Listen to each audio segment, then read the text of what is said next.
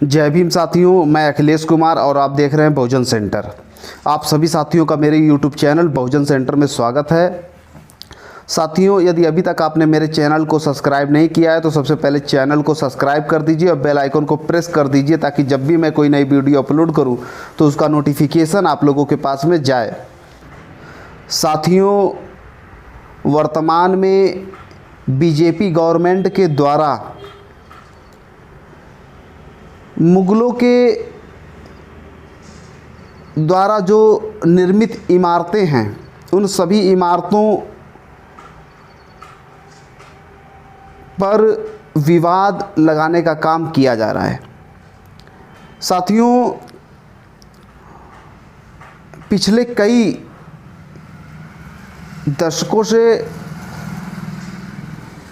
BJP और RSS के लोगों ने राम मंदिर के आंदोलन के लिए आंदोलन किया। राम मंदिर के आंदोलन से उनकी राजनीति सफल हुई। राम लला हम आएंगे, मंदिर वहीं बनाएंगे। और जब ये आंदोलन चला तो जो हिंदुत्ववादी विचारधारा थी, उस हिंदुत्ववादी विचारधारा को मानने वाली सबसे बड़ी पार्टी बीजेपी वो केंद्र की सत्ता में स्थापित हो सकी। और जब केंद्र की सत्ता में स्थापित हुई, राम मंदिर का निर्माण चालू हो गया, तो फिर उन लोगों को ये लगा कि अब कोई नया विवाद खड़ा करना पड़ेगा। तब उन्होंने फिर स्लोगन लगाया कि अयोध्या अभी झांकी है, काशी मथुरा बाकी है। साथियों, राम का नाम ले करके उनकी राजनीति सफल हुई, ये हमको और आपको समझने की ज़रूरत है। ना उन्होंने शिक्षा पर बात की, ना रोजगार पर, ना स्वास्थ्य पर। जो देश के नागरिकों की मूलभूत आवश्यकताएं हैं, उन मूलभूत आवश्यकताओं के ऊपर कभी भी इन लोगों ने बात नहीं किया। वो लोग बात कर रहे हैं मंदिर और मस्जिद की। साथियों, रामलला का जो आंदोलन था वो सफल हो गया। अब राम मंदिर का जो विवाद था वो ख़त्म हो गया, तो नया विवाद फिर से खड़ा किया जा सके, इसलिए उन्होंने स्लोगन लगाया कि अयोध्या अभी झांकी है, काशी मथुरा बाकी है। साथियों, कुतुब मीनार परिसर में नमाज पढ़ने से प्रतिबंधित कर दिया गया है। दूसरे नंबर पे ज्ञानवापी मस्जिद में 390 साल पहले शिवलिंग की पूजा होती थी। ऐसा मीडिया के लोग बाकायदे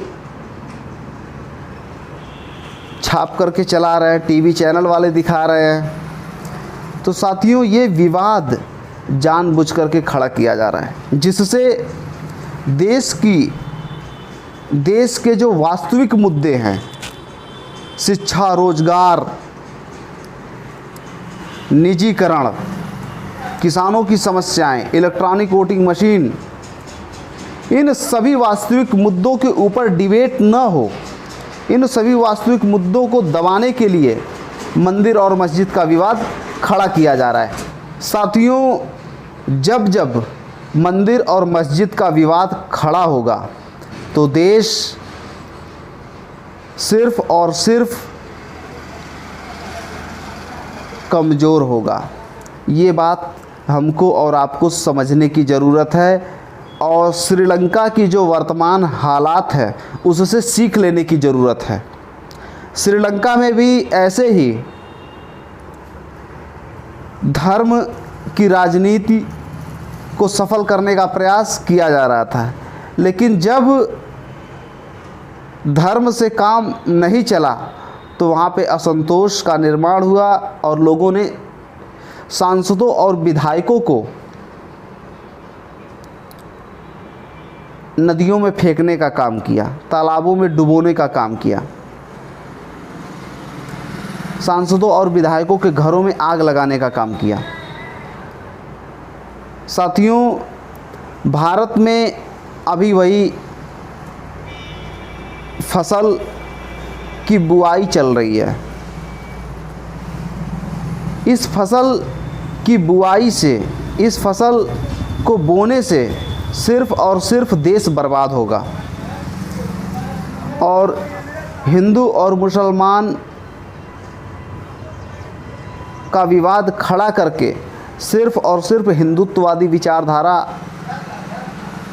को जो मानने वाले लोग हैं उनको फ़ायदा होगा और देश के जो 85% आवाम है, जिनको शिक्षा चाहिए, जिनको रोज़गार चाहिए, जिनकी स्वास्थ्य व्यवस्था सही चाहिए,